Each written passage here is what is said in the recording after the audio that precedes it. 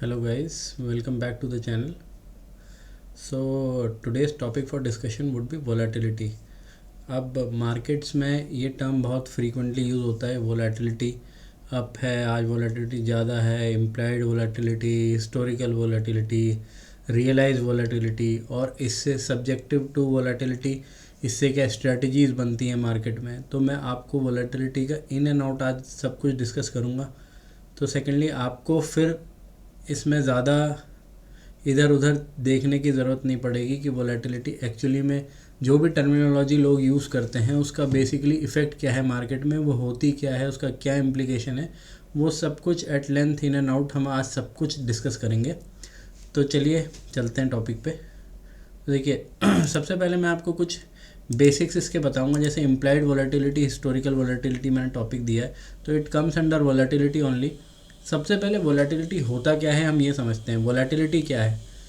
अब जिस स्पीड से मार्केट ऊपर या नीचे जाता है वो वोलेटिलिटी होती है। The speed at which the market falls और इट राइजेस, उस पर वोलेटिलिटी का इफ़ेक्ट होता है।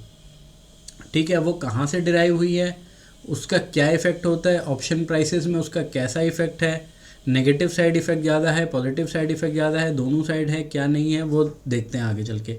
तो सबसे पहले समझते हैं वोलेटिलिटी का टर्म क्या है। मैंने आपके लिए एक स्लाइड बनाई हुई है जिसमें मैंने स्टैंडर्ड डेविएशन, अब वोलेटिलिटी और स्टैंडर्ड डेविएशन क्या है पहले ये समझते हैं। तो मैं एक बार पेन नोट ओपन करता हूँ आपको थोड़ा सा डिस्कस करने के लिए। अगर ये चार्ट आपके सामने है, ये सिमिलर चार्ट को हम रिप्लिकेट करेंगे पेन नोट पे।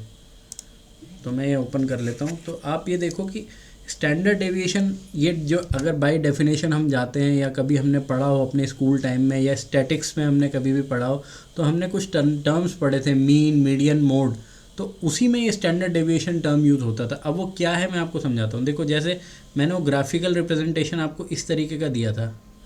ठीक है, तो मार्केट में क्या है, कभी भी इवेंट्स प्ले आउट होते हैं या कुछ भी इस तरीके की चीज़ होती हैं, तो मार्केट में आप देखना हमारा मीन है, ये मीन यहाँ पे क्या है। अगर मैं एक हाइपोथेटिकल सिचुएशन लेता हूँ कि प्राइस का मूवमेंट होगा वो आइदर अप होगा या यहाँ रहेगा, डाउन होगा, अप होगा, वो यहाँ रहेगा, वो कहाँ तक रहेगा उसकी अकरेंस की परसेंटेज क्या होती है उसको स्टैंडर्ड डेविएशन बताता है। मान लीजिए मैं यहाँ पे इसको डिफाइन करता हूँ माइनस सिग्मा। सिग्मा क्या होता है बेसिकली?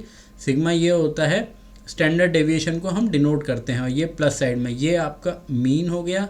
मीन से अगर हम प्लस साइड जाएंगे तो +1 सिग्मा हम बोलते हैं। मीन से अगर हम नीचे की साइड जाएंगे तो -1 सिग्मा बोलते हैं। तो इवेंट के अकरेंस की परसेंटेज क्या है, वो यहाँ पे ऑलमोस्ट 68% होती है। अब किसी को नहीं समझ में आ रहा तो मैं बहुत ईजी लैंग्वेज में बता देता हूँ। देखो कोई भी स्टॉक है वो ऊपर जाएगा, नीचे जाएगा या वहीं पे कंसोलिडेट करेगा।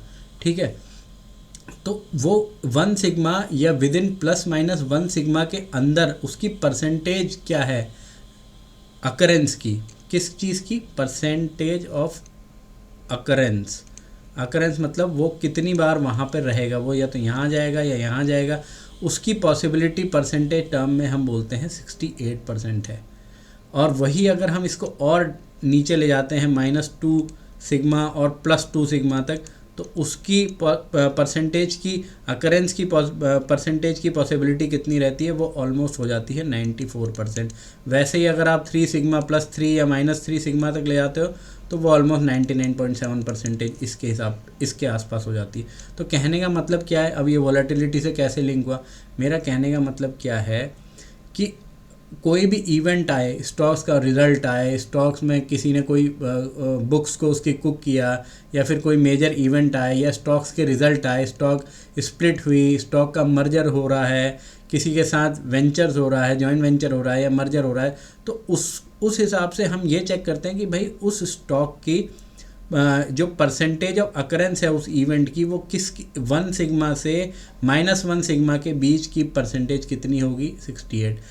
-2 सिग्मा से +2 सिग्मा के अकरेंस की परसेंटेज कितनी होगी, 94। सिमिलरली लाइकवाइज ये इतना होपफुली आपको क्लियर हो गया परसेंट। और अगर ये नहीं भी क्लियर होगा तो भी हम आगे चलते हैं, इसका ऐसा सच कोई सिग्निफिकेंस नहीं है। बट मैंने आपको बस स्टैंडर्ड डेविएशन में ये समझाया कि परसेंटेज ऑफ इवेंट के अकरेंस का परसेंटेज कितना कितना होता है प्लस माइनस। अब वो मैं सेंसिबल में आपको दिखाऊंगा तो वो चीज़ आपको बेटर क्लियर होगी। इसमें भी सेंसिबल में होता है ये ऑप्शन जहाँ पे हम सिग्मा वगैरह देखते हैं, वो वहाँ पे और बेटर आपको क्लैरिटी आएगी। तो अभी फ़िलहाल के लिए आप ये समझ लीजिए percentage of occurrence of event कितनी है, प्लस माइनस 1 सिग्मा तक 68 है, प्लस माइनस 2 सिग्मा तक 94, प्लस माइनस 3 सिग्मा के अंदर उसकी परसेंटेज कितनी होगी, ऑलमोस्ट 99.7। ठीक है, यहाँ तक क्लियरिटी आई। अब सेकंड टॉपिक हमारा आता है, यहाँ पे हमने बात करी इम्प्लाइड वोलेटिलिटी की और हिस्टोरिकल वोलेटिलिटी की। बात करनी थी दो चीज़ों की, इम्प्लाइड वोलेटिलिटी और हिस्टोरिकल वोलेटिलिटी। तो पहले बात करते हैं इम्प्लाइड वोलेटिलिटी। अब इम्प्लाइड वोलेटिलिटी क्या बताता है, ये बेसिकली फ्यूचर को प्रिडिक्ट करता है। ठीक है, हिस्टोरिकल आप नाम से आपको समझ में आ रहा है हिस्टोरिकल क्या होगा, हिस्ट्री को रिप्रेजेंट करेगा कि हिस्ट्री में उसका आईवी क्या रही थी, डेली की मूवमेंट्स पे वो हिस्टोरिकली आप 1 साल का हिस्टोरिकल दे देगा या 6 महीने की हिस्ट्री के हिसाब से एक एब्सोल्यूट वैल्यू निकाल देगा उसकी हिस्टोरिकल वोलेटिलिटी की, और वो आपको रिप्रेजेंट कर देगा। वो भी मैं आपको आगे चेक कराऊंगा। बट अभी हम जो बात कर रहे हैं वो हम बात कर रहे हैं कि व्हाट इज़ इम्प्लाइड वोलेटिलिटी। तो अब क्या होगा, देखो यहाँ पे मैं इम्प्लाइड वोलेटिलिटी लिख देता हूँ और यहाँ पे मैं हिस्टोरिकल वोलेटिलिटी लिख देता हूँ। ठीक है, तो अब हिस्टोरिकल वोलेटिलिटी, ये देखो सबसे पहले हमें ये समझना है हिस्टोरिकल वोलेटिलिटी को दूसरी टर्मिनोलॉजी में हम रियलाइज्ड वोलेटिलिटी भी बोलते हैं, रियलाइज्ड वोलेटिलिटी। ठीक है, रियलाइज्ड वोलेटिलिटी हो गई या स्टैटिस्टिकल वोलेटिलिटी हो गई। स्टैटिस्टिकल वोलेटिलिटी, रियलाइज वोलेटिलिटी या हिस्टोरिक, सब टर्मिनोलॉजी सेम है। आप यहाँ पे और अब कोई पॉडकास्ट आप देख रहे हो, उसने बोला उसकी स्टॉक की रियलाइज वोलेटिलिटी ये थी और उसकी इंट्रिंसिक वोलेटिलिटी या आईवी ये है, इम्प्लाइड वोलेटिलिटी ये है या हिस्टोरिकल, आप कंफ्यूज हो गए यार रियलाइज वोलेटिलिटी बोल रहा है मुझे पता ही नहीं, या वो बोल रहा है स्टैटिस्टिकल वोलेटिलिटी, कह रहे हो यार ये क्या है। तो वो कंफ्यूज नहीं होना, वो हिस्टोरिकल वोलेटिलिटी के नाम ही है। अब लोगों ने फैंसी करने के लिए क्या बोलते हैं, वो फ्यूचर रियलाइज वोलेटिलिटी इस तरीके से भी बोलते हैं, तो उसमें कोई कन्फ्यूजन का पॉइंट ही नहीं है। हमें रियलाइज वोलेटिलिटी बोल लो, स्टैटिस्टिकल वोलेटिलिटी बोल लो, historical volatility, all in the same. अब यहाँ पे दूसरी बात करते हैं इम्प्लाइड वोलेटिलिटी। अभी मैंने ऑप्शन में आपको बताया कि इम्प्लाइड वोलेटिलिटी का एक सेक्शन होता है, वो क्या बताता है, इम्प्लाइड वोलेटिलिटी फ्यूचर के इवेंट्स को ट्रैक करती है, फ्यूचर के इवेंट्स को ट्रैक करती है। फ्यूचर के इवेंट्स मतलब हम कहते हैं ना यार बजट का सेशन है तो यार ऑप्शन के प्राइस बहुत ज़्यादा हैं और उसकी इम्प्लाइड वोलेटिलिटी बढ़ गई है। इम्प्लाइड वोलेटिलिटी का मतलब क्या, ऑप्शन के प्राइस बढ़ गए हैं। ऑप्शन के प्राइस क्यों बढ़ गए, क्योंकि उन ऑप्शंस के प्राइस की डिमांड ज़्यादा है मार्केट में। कहने का मतलब क्या है, कोई बड़ा इवेंट होने वाला है, लेट से अभी हम एक एग्जांपल ले लेते हैं, अभी रिसेंटली में बजट आया, ठीक है, बजट में आईवी क्रश हुआ, आईवी बहुत गिरी, और बजट से पहले अगर आप देखोगे तो आईवी बहुत ज़्यादा बढ़ी हुई थी, निफ्टी के या बैंक निफ्टी किसी के भी ऑप्शन के प्राइसेस की आईवी बढ़ी। वो क्यों बढ़ती हैं, क्योंकि मार्केट में ना 2-3 सेक्शंस होते हैं, कई सारे लोग काम कर रहे होते हैं मार्केट में। वो कौन होते हैं, स्पेक्यूलेटर्स होते हैं, हेज फंड मैनेजर्स होते हैं, जिनके बहुत बड़े बड़े पोर्टफोलियो होते हैं, जो HNIs के पोर्टफोलियो को टैकल करते हैं। भाई किसी पे 1000 करोड़ के हैं या मतलब करोड़ के HNI क्लाइंट्स हैं उनके पास, तो उनके क्या है बहुत बड़े बड़े पोर्टफोलियो चल रहे होते हैं। तो वो क्या करेंगे, बजट में अनसर्टेनिटी है, उनको नहीं पता बजट अच्छा आएगा बुरा आएगा, तो वो क्या करेंगे, वो किसी भी प्राइस पे अपने पोर्टफोलियो को हेज करेंगे। पहले तो पोर्टफोलियो को हेज करेंगे। हेज कैसे कर सकते हैं भाई, उन्होंने पुट बाय कर दिया या उन्होंने कॉल बाय कर ली, उनको लगा बहुत अच्छा बजट आने वाला है, कॉल बाय कर लेते हैं, प्रॉफिट हो जाएगा, या जर्नली बहुत ख़राब बजट आएगा, कुछ भी हो सकता है, तो पुट बाय कर लेते हैं। तो क्या होगा, कहीं पे भी डिमांड सेलिंग के कॉन्सेप्ट क्या है, जितनी ज़्यादा डिमांड होगी, ठीक है, प्रोडक्ट की, उतना उसका प्राइस बढ़ेगा। यहाँ पे पुट की डिमांड ज़्यादा हुई, पुट के प्राइस बढ़े, कॉल की डिमांड ज़्यादा हुई, कॉल के प्राइस बढ़े। दूसरे होते हैं स्पेक्यूलेटर्स।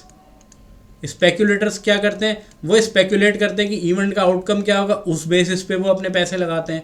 तो इनके पैसे लगाने की वजह से क्या हुआ, पुट के और कॉल के प्राइसेस बढ़ गए। जैसे ही पुट के और कॉल के प्राइस बढ़े, आपके ऑप्शंस के प्राइस बढ़े। तो हम कहते हैं ना आईवी बढ़ गई और प्राइस बढ़ गए, तो उसका रिलेशन क्या है, आईवी का रिलेशन अल्टीमेटली तो आपका डिमांड से ही हो गया, डिमांड सप्लाई से। तो ये कॉन्सेप्ट समझ में आ गया कि आईवी ने क्या देखा, आईवी ने ये देखा कि भाई फ्यूचर में कुछ है, फ्यूचर से उसने क्या प्रिडिक्ट किया, फ्यूचर में कुछ होने वाला है, कुछ अनसर्टेन इवेंट है, कुछ बहुत बड़ा इवेंट है, कुछ भी हो सकता है, मार्केट ऊपर भी जा सकता है, नीचे भी जा सकता है। उसकी वजह से पोर्टफोलियो मैनेजर्स या हेज फंड मैनेजर्स या स्पेकुलेटर्स ने क्या करा, किसी भी दाम में they were ready to buy put and call. उसकी वजह से क्या हुआ, ऑप्शंस के प्राइस बढ़े, ऑप्शंस के प्राइस बढ़े तो अल्टीमेटली क्या हुआ, उसकी आईवी राइज हुई। आई तो आप दोनों तरीके से बोल सकते हैं ना, कोरिलेशन बैठ गया ना हमारा, आईवी इंक्रीज हुई मतलब प्राइस इंक्रीज हुए। अब प्राइस क्यों इंक्रीज हुए थे, क्योंकि डिमांड इंक्रीज हो गई थी। डिमांड क्यों इंक्रीज हुई थी, क्योंकि कई लोग बैठे हुए थे मार्केट में किसी भी प्राइस पे लेने के लिए। तो क्या हुआ, अल्टीमेटली मैंने एक बजट पे वीडियो भी बनाया, मैंने कहा था एक ऐसी स्ट्रेटेजी पुट बाय या कॉल बाय पुट बाय करके बैठ जाते हैं लोग, तो वो बहुत लॉस हुआ उनको। रीज़न क्या था लॉस होने का, रीज़न यही था क्योंकि आईवी क्रश होती है। किसी भी इवेंट के बाद क्या होता है, आउटकम आपको पता चल गया, इवेंट के बाद अनसर्टेनिटी ख़त्म, डिमांड का गेम ख़त्म, लोगों ने क्या अपनी पोजीशंस को लूज़ करना शुरू किया। उन्होंने क्या, आईवी में क्या हुआ, आईवी क्रश हुई, प्राइस नीचे आए और अल्टीमेटली जिन्होंने पुट और कॉल दोनों बाय करा था दोनों लॉस हुआ उनको, दे वर इन ए लूजिंग पोजीशन। तो आईवी क्या प्रिडिक्ट करा, अब इम्प्लाइड वोलेटिलिटी से समझ में आ गया, ऊपर नीचे ऑप्शन चेन में जो दिखाता है वो किससे एम्पर होता है, डिमांड सप्लाई, यानी कि वो फ्यूचर को देख रहा है। तो इतनी बात हमें क्लियर हो गई, ठीक है। अब टॉपिक को क्रिस्प भी रखना है तो बहुत ज़्यादा इसमें इन डेप्थ में समझ में आ गया होगा। तो यहाँ पे ये कॉन्सेप्ट आपको समझ में आ गया। देखो मैंने एक चार्ट भी लगाया है, आईवी का चार्ट मैंने यहाँ पे देखो दिखाया हुआ है। आईवी का नीचे ग्राफ है ना, और ऊपर क्या है, निफ्टी का ग्राफ है। तो कभी भी देखो आउटकम होता है, बजट आता है या इलेक्शन के रिजल्ट में देखो आईवी कितनी बढ़ती है। आईवी का चार्ट है, आईवी यहाँ पे बढ़ी हुई है क्योंकि यहाँ पे क्या था, जून में आपको पता ही है इलेक्शन के रिजल्ट थे, फिर इधर दूसरा इवेंट था। मतलब जब भी इवेंट होगा, बजट होगा या इलेक्शन के रिजल्ट होंगे या कोई भी मेजर बड़ा इवेंट होगा, उस टाइम पे आईवी बढ़ेगी। और हिस्टोरिकली ये भी देखा गया है, वो कोई भी इवेंट ख़त्म होता है उसके बाद आईवी क्रैश होती ही होती है। इसको बोलते हैं आईवी क्रैश होना। किसको बेनिफिट होता है आईवी क्रैश में, जो ऑप्शन सेलर्स होते हैं उनको बेनिफिट होता है आईवी क्रैश होने पे। आपने कहीं दूर जाके, जब आईवी राइज हो रही थी, बढ़े हुए प्राइस थे, इन्फ्लेटेड प्राइस थे ऑप्शंस के, आपने पुट भी सेल कर दिया नीचे, कॉल भी सेल कर दिया, मार्केट कहीं नहीं गया, वो वहीं का वहीं हुआ, आईवी क्रश हुई, आपको उतना प्रॉफिट मिल गया। तो वो IV crush is in favour of option sellers, not in the favour of option buyers, ठीक है। यहाँ पे हमें इम्प्लाइड वोलेटिलिटी का कॉन्सेप्ट समझ में आ गया। सिमिलरली केस में हिस्टोरिकल वोलेटिलिटी क्या होती है, आपने एक साल की वोलेटिलिटी का डेटा निकाला, ठीक है, पर जितने भी इवेंट ऑफ अकरेंसेज हुए हैं डेली, उसमें आपने वोलेटिलिटी देखी, उनको सम अप किया, तो पूरे साल की निफ्टी की वोलेटिलिटी क्या है, 14.64, एक एब्सोल्यूट वैल्यू निकाल दी आपने, दैट इज हिस्टोरिकल वोलेटिलिटी। तो फ़र्क क्या है दोनों में, फ़र्क यही है कि भाई वो पास्ट को देख रहा है, वो आगे इवेंट्स को नहीं देख रहा। हिस्टोरिकल वोलेटिलिटी, जिसको मैंने बताया आप रियलाइज वोलेटिलिटी भी बोल सकते हो, स्टैटिस्टिकल वोलेटिलिटी भी बोल सकते हो, वो क्या देख रहा है, वो पास्ट के इवेंट्स को देख करके या पास्ट के डेटास को देख करके एक एब्सोल्यूट वैल्यू निकाल रहा है। सिमिलरली इम्प्लाइड वोलेटिलिटी क्या होता है, इम्प्लाइड वोलेटिलिटी क्या होता है, वो फ्यूचर के इवेंट्स को प्रिडिक्ट कर रहा है, आगे फ्यूचर में क्या होने वाला है, उसके बेसिस पे वो ऊपर है। क्या दोनों सेम है, नहीं, दोनों सेम नहीं, दोनों सेम भी हो सकते हैं, अलग अलग, बट मेजॉरिटी टाइम क्या होगा, आईवी जब इम्प्लाइड वोलेटिलिटी हिस्टोरिकल वोलेटिलिटी से ज़्यादा होगी तो समझ लो आगे कोई इवेंट है, कुछ अनसर्टेनिटी आगे है। जब इम्प्लाइड या अनसर्टेनिटी ज़्यादा है मतलब मार्केट के मूवमेंट्स बड़े होंगे, किधर भी जा सकता है, बड़े बड़े स्विंग लगेंगे मार्केट में, मूवमेंट ज़्यादा होंगे, आरबीआई की कोई मीट है, यूएस में कोई पॉलिसी है, यूएस के इलेक्शंस है, इंडिया में इलेक्शंस का आउटकम है, इंडिया में बजट है, तो इस तरीके के जब भी इवेंट्स होंगे ना, तो implied volatility will be higher than the historical volatility. Outcome यही है। तो क्या होगा, मूवमेंट्स बड़े होंगे। जब हिस्टोरिकल इम्प्लाइड वोलेटिलिटी कम हो जाएगी हिस्टोरिकल वोलेटिलिटी से, तो क्या होगा, इसका मतलब मार्केट में अनसर्टेनिटी नहीं है, मार्केट में फियर नहीं है, मार्केट में मूवमेंट का इतना डर नहीं है लोगों में, ठीक है। तो ऑप्शन के प्राइसेस कम है, इसका मतलब तो मूवमेंट के चांसेस कम है, ठीक है। तो ये अब एक सिंपल सा चार्ट है, दोनों के बीच में कंपैरिजन ये मैंने बता ही दिया आपको। नेचर इम्प्लाइड का फॉरवर्ड है, उसका बैकवर्ड है, दोनों ऑप्शन के प्राइसेस से डिराइव होते हैं। जैसे आपके इम्प्लाइड वोलेटिलिटी क्या होगा, निफ्टी के ऑप्शंस के 30 डेज़ के जर्नली वो प्राइसेस से डिफाइन होता है, ठीक है। ऑप्शन के प्राइसेस को। हिस्टोरिकल वॉलेटिलिटी क्या है, वो तो हिस्ट्री है ना, पुराना है, तो वो तो इफेक्ट नहीं करेगा आगे के प्राइसेस को। आगे मंथ के प्राइसेस को कौन इफेक्ट करेगा, इम्प्लाइड वॉलेटिलिटी। ठीक है, ये मैंने आपको सारा बहुत ही ईजी लैंग्वेज में दोनों में समझा दिया। अब पॉइंट है आईवी और हिस्टोरिकल वॉलेटिलिटी तो हमने समझ ली। अब एक और टर्म यूज होता है मार्केट में, इंडिया विक्स, जो जनरली हम कहते हैं ना, इंडिया विक्स आज ऊपर है, इंडिया विक्स आज नीचे है। तो वो क्या है, अब कोई भी इवेंट होगा उससे पहले इंडिया विक्स बढ़ेगा ही बढ़ेगा। जनरली इंडिया विक्स क्या होता है, निफ्टी इंडेक्स को ट्रैक करने के लिए एक ऐसा, उसको हम फियर इंडेक्स भी बोलते हैं। ठीक है, अब वो कैसे कोरिलेट है मैं वो समझाता हूँ। देखो ये मैंने आईवी ज़्यादा है, हिस्टोरिकल, ये आपको सब समझा दिया। अब कोरिलेशन एक बार देख लेते हैं, इंडिया विक्स का क्या है। इंडिया विक्स और आईवी का कोई कोरिलेशन है, हाँ बिल्कुल, इनका पॉजिटिव कोरिलेशन है। जब भी इवेंट होता है ना, वो भी निफ्टी के ऑप्शन के प्राइसेस से इंडिया विक्स को डिराइव करते हैं। अब जैसे यूएस विक्स है, वो तो ट्रेड होता है यूएस में, इंडिया विक्स हालांकि इंडिया में ट्रेड नहीं होता, बट वो क्या बता रहा है। अब जब भी आप देखो, अभी रिसेंटली बजट में क्या हुआ, 16-17 के आसपास इंडिया विक्स चला गया। इंडिया विक्स ऊपर जाना मतलब वही अनसर्टेनिटी को ये भी बता रहा है। तो इसको, इससे क्या ट्रैक करते हैं हम, निफ्टी के ऑप्शंस को ट्रैक करते हैं आगे। अब जब इंडिया विक्स बढ़ेगा तो उसका कोरिलेशन निफ्टी के ऑप्शंस में दिखेगा ही दिखेगा आपको। इंडिया विक्स बढ़ा मतलब निफ्टी के ऑप्शंस की आईवी भी बढ़ेगी ही बढ़ेगी। स्टॉक्स की बढ़ेगी वो डिपेंड करता है, क्योंकि स्टॉक्स की डायरेक्टली कोरिलेट नहीं करते हम इंडिया विक्स को। हाँ इवेंट है तो स्टॉक्स की आईवी भी बढ़ती है, बट क्या स्टॉक्स के रिजल्ट हैं, कहीं किसी कंपनी में कुछ और पिलफिरेज तो नहीं है, उसके सीएफओ ने अपनी बुक्स को कुक तो नहीं कर दिया, या उसका कहीं पे मर्जर तो नहीं हो रहा है। वो सारी चीज़ें भी डिफाइन करती हैं जनरली स्टॉक्स की आईवीज को। बट निफ्टी की इन पर्टिकुलर आईवीज इंडिया विक्स से आप कोरिलेट कर सकते हो। जब भी इंडिया विक्स ज़्यादा होगा तो उसका कोरिलेशन आईवी में आपको दिखेगा, ऑप्शंस की आईवी में दिखेगा। तो इसके बेसिस पे क्या कोई स्ट्रेटेजी हम बनाते हैं, बिल्कुल बनाते हैं। सारी स्ट्रेटेजी जितने कैलेंडर्स हैं, वो सारी स्ट्रेटेजी जो भी कैलेंडर बनते हैं आपके, या रेशियोज बनते हैं आपके, वो हम आईवी के कोरिलेशन से बनाते हैं। जनरली क्या होता है, नियर मंथ की आईवी क्या होती है, वो ज़्यादा होती है, फार मंथ की आईवी क्या है, वो कम होगी। तो जब भी आप कैलेंडर बनाते हो, आप इस इन पर्टिकुलर करंट मंथ में आप सेल कर रहे हो, उसके नेक्स्ट मंथ में आप बाय कर रहे हो, तो लोगों को यही नहीं पता होता कैलेंडर कब बनाना चाहिए। जब भी आपका इंडिया विक्स बढ़ रहा हो, बढ़ने इवेंट से पहले आप बनाते हो उसको, इंडिया विक्स बढ़ने से पहले आप उसको डिफाइन करते हो। जैसे मैं फॉर एन एग्जांपल आपको एक चीज़ दिखा देता हूँ। जैसे अगर ये स्क्रीन पे आपको विजिबल होगा तो आप सिंपली सेंसिबल में जाओ, आप स्ट्रैटेजी को बनाते हो। जैसे मान लीजिए मैं कैलेंडर बना रहा हूँ, मैं फेब के मंथ्स को ले रहा हूँ, मैंने कुछ जैसे मान लीजिए 22,500 सेल किया, और इधर ऊपर आके मैं 23,500 को सेल कर रहा हूँ, ठीक है।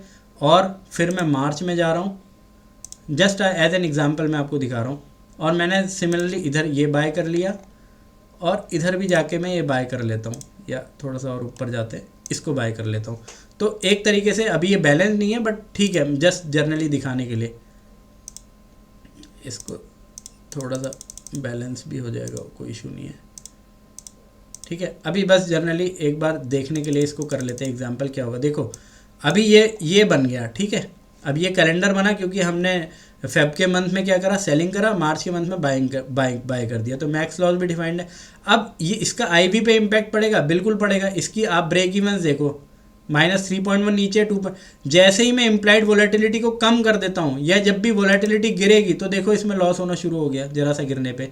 तो आप इवेंट से इसको पहले बनाते हो, जब विक्स राइज नहीं हुआ होता, इवेंट से 15-20 दिन पहले आप बनाओगे, आपको पता है आगे इवेंट है तो आईवीज बढ़ेंगी। उस टाइम पे देखो, आप आईवीज को बढ़ा दो तो देखो प्रॉफिट आना शुरू हो गया, रेंज बढ़ गई, यहाँ पे ब्रेक इवंस आपके ऊपर हो गए, रेंज बढ़ गई।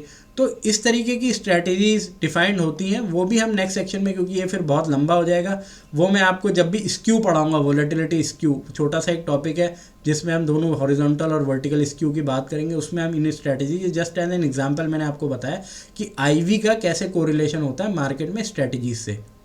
तो होपफुली जो भी है मैं फटाफट एक बार और बता देता हूँ। हमने इम्प्लाइड वोलेटिलिटी पढ़ी, हमने हिस्टोरिकल वोलेटिलिटी पढ़ी, और हमने क्या देखा, हमने सिंपल ये देखा कि हमारा क्या कोरिलेशन है इंडिया विक्स से, आईवी से पॉजिटिव कोरिलेशन है, स्टॉक्स का भी हमने इनसे रिलेशन देख लिया, इनसे स्ट्रैटेजीज बनती हैं, आईवी से बिल्कुल बनती हैं।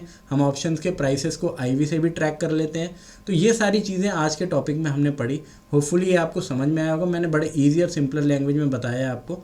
अगर नहीं आता तो आप एक बार और वीडियो को रिपीट करके देखो, आपको चीज़ें सारी क्लियर होंगी। नेक्स्ट टॉपिक फिर से कुछ एजुकेशन कंटेंट लेके आऊँगा। Till then take care, learn and bye.